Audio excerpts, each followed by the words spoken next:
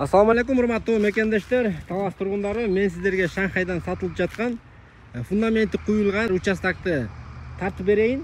Дарегине көңүл буруп коюңуздар. Дареги мына ушул сиздер көргөн Шанхайдагы ушул газондун көчөсү. Трассадан Ленин көчөдөн Токойду көздөй түшкөндө эле экинчи көчө, Лесная көчө, мурунку азыркысы Кара койчу. Мына ушул асфальт менен келип эле Кара койчудан кайрылган деле сол тарапта 3-чү участок. Анда эмесе видеого назар салып туруңуздар. Мен сиздерге ошол участоктун жанына барып, дагы бааларын, так маалыматтарын барын айтып берейин. Мынакей туугандар, участоктун мен сиздерге размерин айтып берейин.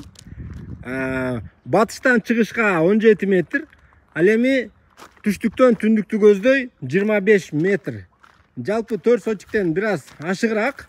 Туугандар, бул фундаменттин размери 8ге 9 экен. Бийиктиги болсо 1 метр куюлган. Ичинде грунту төгүлгөн. Бул жерге 2 жыл мурун куюлган экен. Келип эле үстүнө дубал тургузуп баштасаңыздар болот. Баасын 950 миң сом сурап жатышат. Шашылыш түрдө дейт. Өзүбүз тамсалайлы дегенбиз. Шартка байланыштуу сатышка туура келип атат дейт.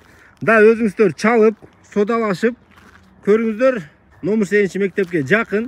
Өзүңүздөр көргөндөй чоң жолго, трассага жакын.